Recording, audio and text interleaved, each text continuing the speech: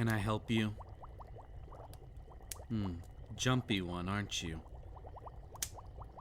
I'm over here, behind the counter.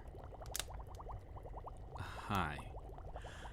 Welcome to the Curio Botanica, your one-stop shop for all things alchemical and apothecarial. How can we make your dreams come true today? Can we interest you in some Crimson Dragon Lotus Pollen? Now with 17.9% less spontaneous combustion. Well, we also have a sale on our Diamond Shell Potions, now 30% off. Well, you pour the potion onto something and it coats it in a durable and slightly flexible layer of bluish-green crystal, like a second skin. Perfect for protecting fragile and important items such as glassware, precious gems, incriminating documents, and vital body parts. Please do not ingest. What happens if you do swallow it? Trust me, you don't want to know. Anyway, what can I do for you? So, you were sent here on an errand to pick up some alchemy ingredients for something called a de-warding potion, and to give this basket whatever to us in return? You wouldn't happen to be here on behalf of a Mr. Parvati, would you? I see. That explains the picnic basket, then. One moment, please. Mordecai! Mordecai! Ow. Yes, Ilia? Were you napping? No. Uh-huh. Mr. Parvati sent another one of his assistants to pick up some more alchemy ingredients for his de-warding potions. Ooh, coming. He'll be out here in a moment. So what is this place, then? Oh, yeah, you're not the usual assistant that Mr. Parvati sends to pick things up for him. So I guess it makes sense that you're not familiar with our shop. My name is Ilia, and this is the Curio Botanica, which I run along with Mordecai, who... Sorry. Put a little too much mustard on the entrance there. Sorry to keep you waiting, Levi. You're not Levi. Ilia? Who is this? I didn't ask, but she said that Mr. Parvati sent her. Ah, you must be another of his assistants, then. In that case, welcome to the Curio Botanica, your one-stop shop for all things alchemical and apothecarial. I am Mr. Alacaster Mordecai, botanist and green thumb extraordinaire, and this bundle of enthusiasm is my partner, Ilia. Charmed. Now, before we get down to business, Ilia and I are dying to know. Do you have it? Oh, friend, there is no need to play coy here. Rusia sent you to pick up some very special and rare items, no doubt. So, you must have brought the stuff with you, yes? Yes, the stuff, the payment, the gold stuff, the round, aged, one-of-a-kind treasure that cannot be found anywhere else. The cheese. The cheese! Yes, the cheese! Only a winter elf like Rusia could possibly know the ancient technique of making finely aged semi-soft cheeses like Danablu, Västerbotten, and the heavenly, delectable smoked Rygost. He's talking about Hugaheim cheeses. Yes, I may be a spring elf, but the cheeses from Hugaheim simply cannot be beat. Even Ilia says he loves it, and he barely likes anything. So, do you have it? The payment? The cheese? Ah, Rusia packed it all in the picnic basket that you've brought with you. Excellent, as expected of that minty-colored man. Thank you. Ilia? What was this girl's name again? Yeah. So, you did that thing you do sometimes where you introduce yourself but you don't actually ask the other person's name in return? Ah, sorry about that. Well then, just to reiterate, I am Alacaster Mordecai, and I am the owner of this wonderful establishment you find yourself in today, the Curio Botanica. I'm Ilia, Mordecai's assistant. You see, Ilia here is a golem. Not much of a talker, I'm afraid, but what Ilia lacks in the conversational realm, he more than makes up for with everything else. Especially when it comes to brewing all of our beautiful products. And what do I do, you say? I am the green thumb of our humble apothecary. If it's floral and comes out of the ground, I can grow it. So, with each of our skills together, we make magic happen.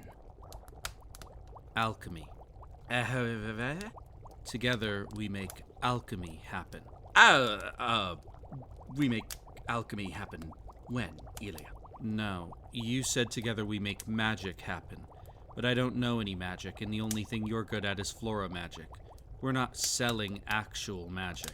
Well, yes, I know that, Ilia, but it is just a metaphor, you see. It just kind of seems like false advertising. Well, there's nothing wrong with a little bit of gravitas here and there when... I just don't want you to give any of our customers the wrong idea again. Remember last month when you tried to sell that noble that Thunder Voice elixir without reading him the disclaimer?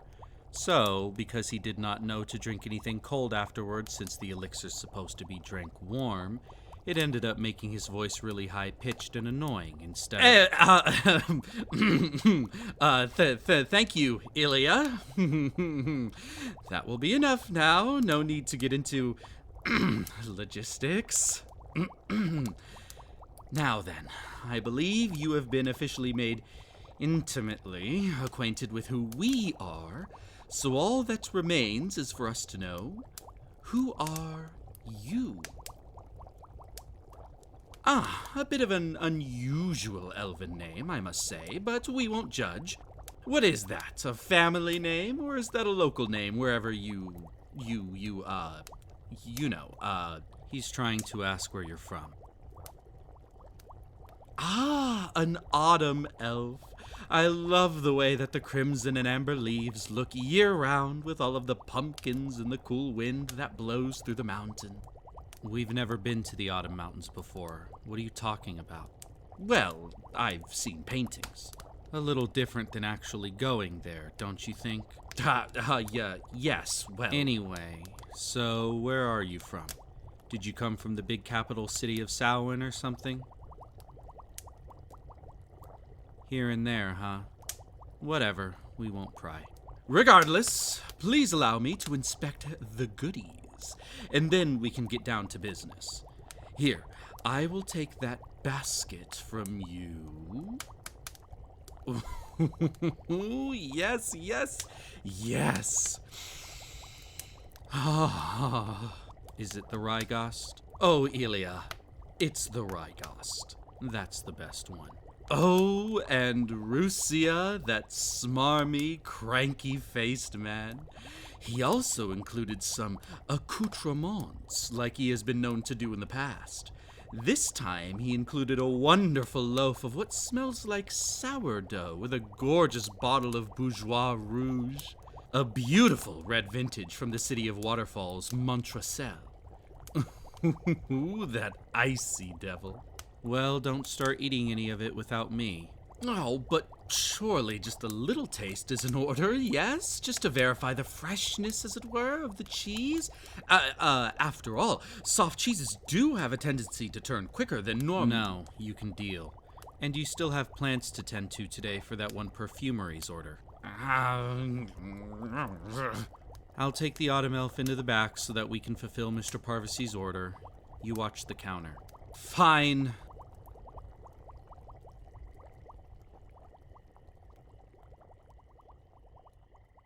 All right, let me see the ingredients list that Mr. Parvasy wrote for you. How did I know that Mr. Parvasy wrote you a list? Because whenever Levi comes by, he always gives him a list of ingredients to pick up, otherwise he knows he'd forget some of them. No offense, but I'm betting he had the exact same expectation with you. Oh, Then did he not write you a list because you perfectly memorized every single item he wanted? That's what I thought. All right, hand it over. I see. No wonder he sent us such good cheese this time with such a nice bottle of wine. Some of these are pretty expensive. Hey, Mordecai, looks like Russia will be needing more of our Welkin lilies. The red ones or the white ones? Red. Oh, those take so long to grow. Mr. Parvati is a very valued customer of ours, so I'll take you to the back so that way you can view our freshest and finest stock. Careful not to touch anything, though. Plants can be pretty sensitive. Are you sure you don't want to take your hood and cloak off now that you're inside? It can be a little humid back here. Suit yourself. Here we are, right through here. What is this room? Oh, it's where Mordecai works his magic to grow all the plants that we either sell or use to make potions out of. We don't use a traditional greenhouse, but with the fact that our shop is built around a literal vagabond tree, and the fact that Mordecai is an expert at flora magic, we don't need one. Speaking of which, wait here while I pick out the ingredients that Mr. Parvati sent you for.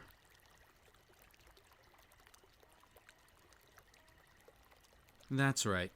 Mordecai's a spring elf, so unlike your kind in the Autumn Mountains who specialize in wind, flora, and earth in that order, Mordecai specializes in flora, light, and water like your guys' high elf ancestors. Unfortunately, Mordecai couldn't conjure a light or water spell to save his life. The price of being a prodigy in flora magic, I suppose. As dumb, clumsy, hapless, clueless, uncoordinated, ridiculous, big-mouthed, lazy, greedy, spineless, and incorrigible he is, the guy really means it when he says that he can grow anything. A skill on a level that I've never seen anywhere else before, and I've traveled all over this continent with him. Plus, he's actually kind of a good guy.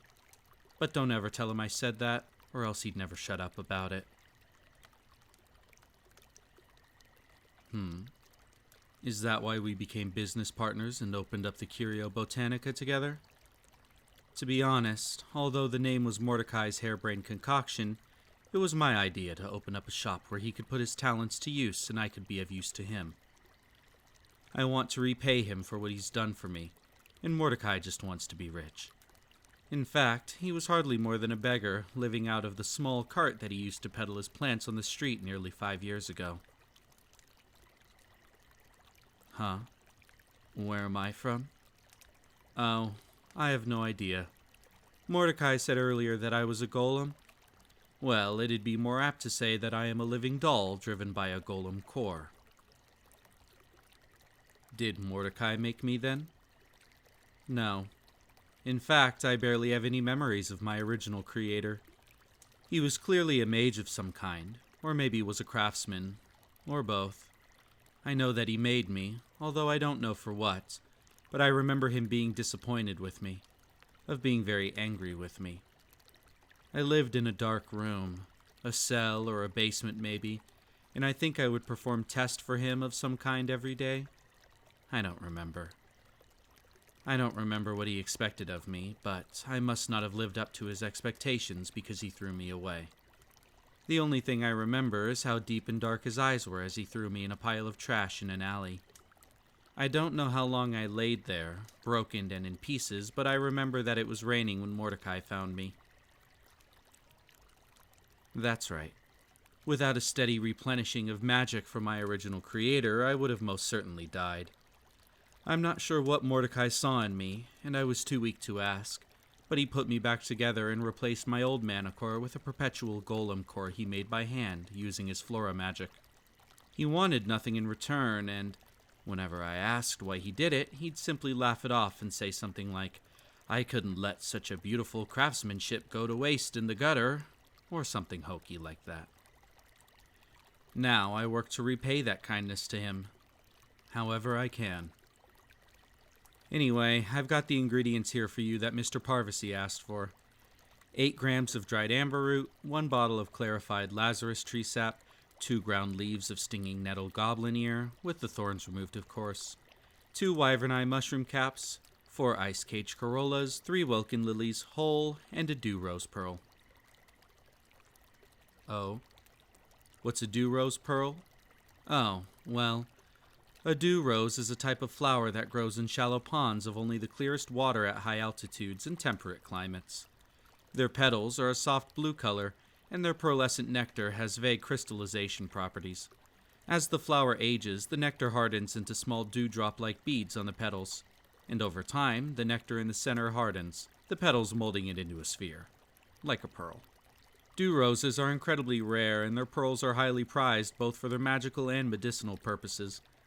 That dewarding potion that Mr. Parvasy's whipping up must be pretty strong to need one of these. Can you afford it? Oh, yeah, don't worry. That cheese plus the wine and that bread that Mr. Parvasy had you deliver should be more than enough for all of this.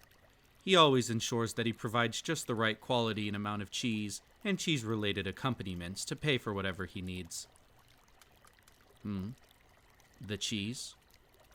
Oh, Rusia makes them all himself. It's kind of his hobby. I think he does it to relax. That guy's wound up tighter than a clockmaker's pocket watch. Why cheese? Well, Rusia is from the far north, and cheese is a huge staple up there. Many Hugaheim cheeses are highly prized for their flavor and texture, but the winter elves are not exactly the most friendly people to trade with. Most people never get to try authentic Hugaheim cheeses, making it a pretty rare commodity. Mordecai is obsessed with fancy stuff, especially fine wine and cheese. Now come on, let's head back to the front so we can write you up a bill of purchase.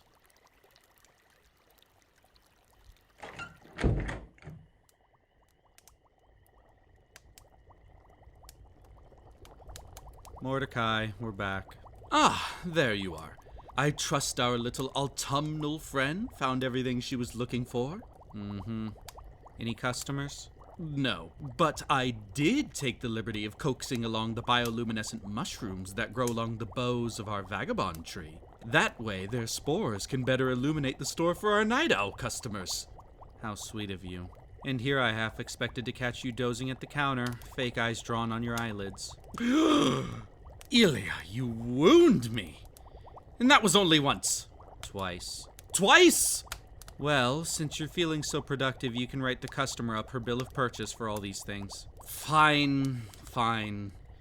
But how will you carry this all? Wait, don't tell me you're planning to ferry all of this back to the city by hand. Did you not bring a knapsack or a satchel with you at least? Just the basket of the cheese and stuff? All right, wait here. We have a few spare leather bags in the back. Right then. Let's get this written up for you, shall we?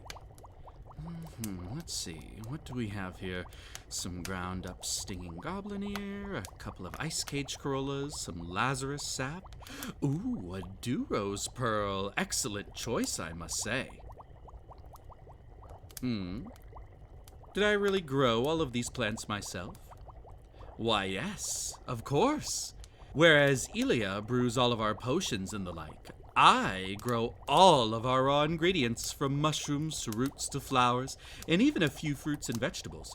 Rare, exotic, dangerous, or just plain old mundane, you name it, I've grown it. With a little help from my flora magic. Indeed, it certainly helps. I am a maestro at botanical manipulation, and it feels good to have my talents recognized, if I do say so. What? Why can't I do light or water magic, though? Is something wrong with my magic? My magic works fine. I'm back. It's a little small, but it should do the trick. Here. Are you finished writing up her bill of purchase yet? Yes, I was just finishing it up. Now. There you are. Don't lose it now. Always nice to have another customer, even if you work for the same customer who usually sends another customer to do his shopping for him because our shop is in the middle of the marshy wood and he hates frogs. Thanks for shopping with us. Quite. And do give my eternally icy friend Rusia our regards for the cheese basket. Another banger, I must say. Safe journeys, girl. Do tread lightly along the path home. I'm sure we'll be meeting again very soon. Ta-ta.